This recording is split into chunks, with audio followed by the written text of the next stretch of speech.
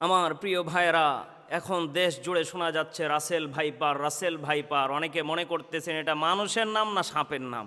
এই নিয়ে অনেকে আতঙ্কের ভিতরে আছেন। আবার অনেকেই মনে করতেছেন এটা আল্লাহর গজব, নাকি এটা আল্লাহ আমাদেরকে পরীক্ষা করতেছেন। আমি মনে করি এটা আল্লাহর গজব, এটা আল্লাহর গজব। কারণ প্রিয় ভাইয়ের আমার, বিশ্বনবীজি আজ থেকে 1500 বছর আগে জানিয়ে দিয়েছেন তোমাদের মাঝে ছোট ছোট গজবগুলি আসবে, এইগুলি সারা দেশে ছড়িয়ে যাবে। আজকে দেখেন কলিজার টুকরা ভাইয়েরা, আল্লাহ পাক রব্বুল আলামিন সুন্দর করে ডাক দিয়ে বলেন, হে পৃথিবীবাসীরা, তোমরা যতগুলি যা তোমরা গজব দেখতে পাও এগুলি হচ্ছে তোমাদের দুই হাতের কামাই।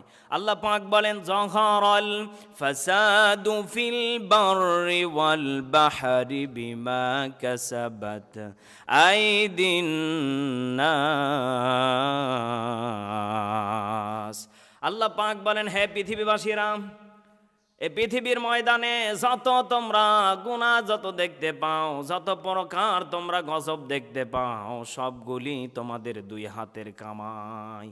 এজন্য আমার প্রিয় ভাইয়েরা, এ কামাই আমরাই করতেছি। এই যে আজকে রাসেল ভাইপার সাপ এসেছে, যশোরের 7 বছরের একটা শিশু বাচ্চাকে দংশন করে, জীবনটাকে ধ্বংস করে দিল, মেরে ফেললো। কলিজার টুকরা ভাইরা, খেয়াল করে দেখেন, পৃথিবী এমন একটা জায়গা, ছোট্ট একটা রোগের কারণে হাজারো মানুষকে বিদায় নিতে হয়। এজন্য আমার ভাইয়েরা, রাসেল ভাইপার থেকে বিশ্বনবীজি কি আমল আমাদেরকে শিখিয়ে দিয়েছেন। আমল জানা দরকার আছে না নেই? বিশ্বনবীজি সুন্দর করে জানিয়ে দিলেন, আউযু বিকালিমাতিল্লাহিত তাম্মাতি মিন শাররি মা খালাক।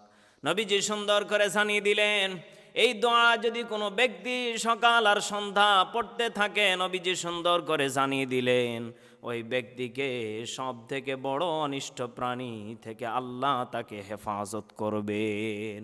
এজন্য আমার ভাইয়েরা, আমাদেরকে যদি বেঁচে থাকতে চায় রাসেল ভাইপার সাপ থেকে, আমরা যদি মুক্তি পেতে চাই, তাহলে আমাদেরকে এই আমলগুলি জারি রাখা লাগবে। এই আমলগুলি নিয়ম অনুযায়ী, এই আমলগুলি দৈনন্দিন আমাদেরকে আমল করা লাগবে। আল্লাহ পাক যেন আমাদেরকে রাসেল ভাইপার সাপ থেকে যেন মুক্তি দান করেন। সকলে পড়ুন আল্লাহুম্মা আমিন।